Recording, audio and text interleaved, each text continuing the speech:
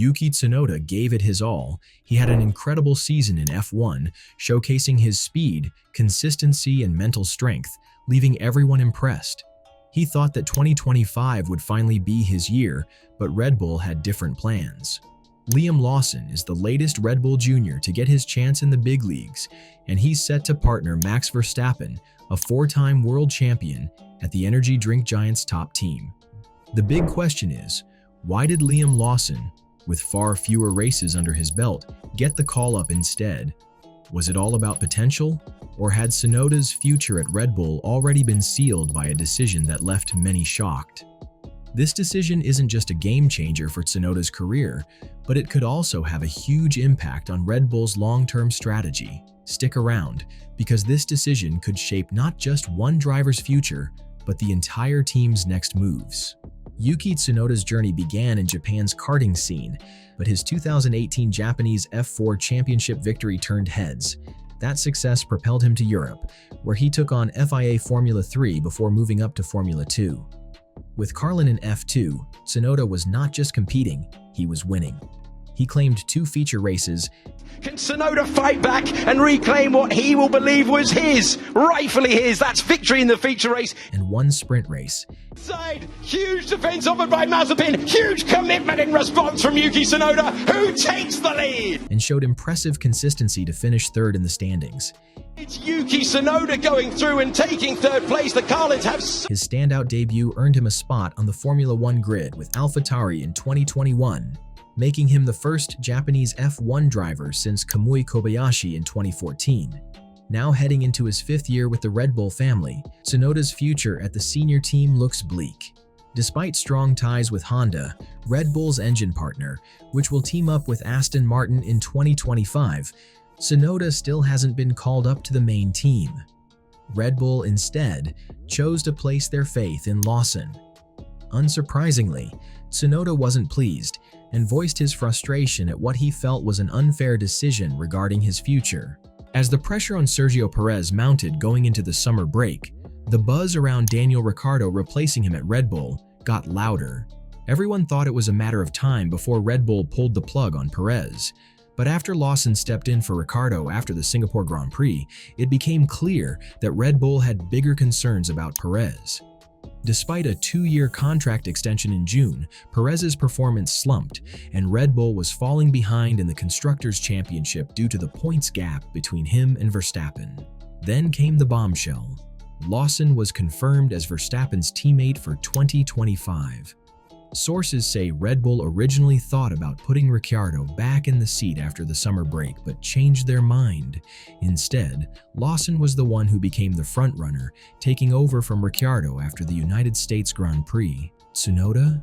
Not even close. Looks like his time at Red Bull is running out fast. Yuki Tsunoda might have had his best season yet, but it wasn't enough to secure a spot at Red Bull. Despite being in his 4th year with AlphaTauri, Tsunoda showed solid form, outshining teammates like Nick De Vries and Daniel Ricciardo. When Liam Lawson came in to replace Ricciardo for the final 6 races, Tsunoda still managed to beat him in qualifying 6-0 and scored 8 points to Lawson's 4. Tsunoda also nailed his performance in the Abu Dhabi one-day test, getting behind the wheel of a Red Bull for the first time in a performance setting. You'd think that would put him in the running for 2025, but it didn't. Christian Horner was quick to point out that the gap between Tsunoda and Lawson wasn't massive in qualifying, but when it came to race pace, Lawson had the edge. As Horner put it, "There's very little to choose between them, but Liam's potential for growth is still significant."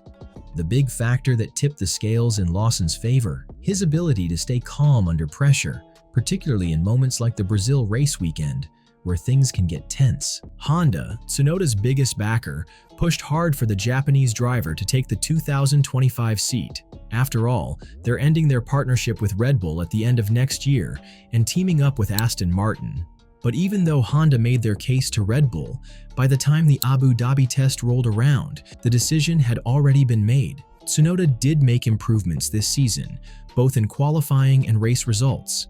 He also showed he could handle feedback better and keep his fiery radio chatter in check, but it still wasn't enough for Red Bull to give him the promotion. The team feels Lawson has a higher ceiling. According to Horner, it was a very, very tight decision between the two, but Lawson just edged it. Horner also praised Lawson's ability to handle the pressure of being Max Verstappen's teammate, saying, "He has got broad shoulders, which you need in that seat." It's clear Lawson has the right character for the role, even if the goal isn't to beat Verstappen, but to stay as close as possible and minimize the points deficit. Horner explained that Lawson's trajectory just looks better, stating, "The feeling within the team is that the trajectory Liam is on has more potential, which is why we've taken that route. But it's not like Tsunoda is completely out of the picture."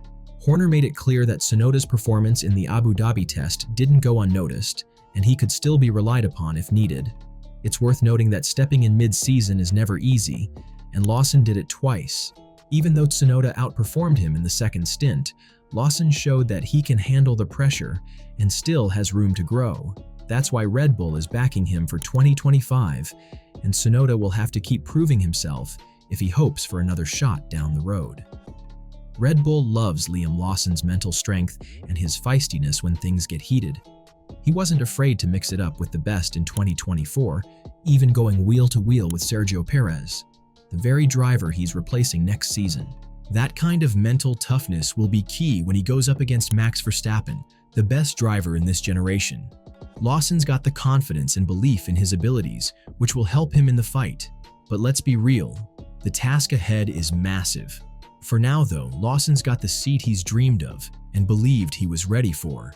If he delivers like Red Bull expects him to, he could form a solid partnership with Verstappen. But if he struggles, that could give Yuki Tsunoda another opportunity to make his case. Tsunoda needs to take this setback in stride and focus on improving next season. If he does, he'll be in the mix for a shot at Red Bull, or at least catch the eye of other teams. Tsunoda's future is far from sealed, and he's not out of the game yet. Tsunoda's been linked with Haas and Sauber before, and with Honda set to team up with Aston Martin in 2026, a move there isn't out of the question. There's also one remaining seat for 2025, and that's at Red Bull alongside Tsunoda.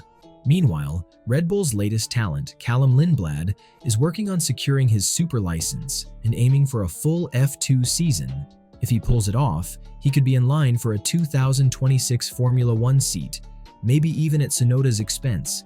In the end, the decision to promote Liam Lawson over Tsunoda could have long-term implications for the team's reputation and its ability to retain talent. Yuki Tsunoda now has to decide whether to continue fighting for a spot within the Red Bull system or explore opportunities with teams that might better recognize his value. Do you think Tsunoda should leave Red Bull's tough environment as soon as possible? If so, which team do you think would be the best fit for him next? Let us know your thoughts in the comments below. Thanks for watching. If you enjoyed the video, make sure to subscribe and hit the bell icon so you don't miss any of the latest updates. See you next time.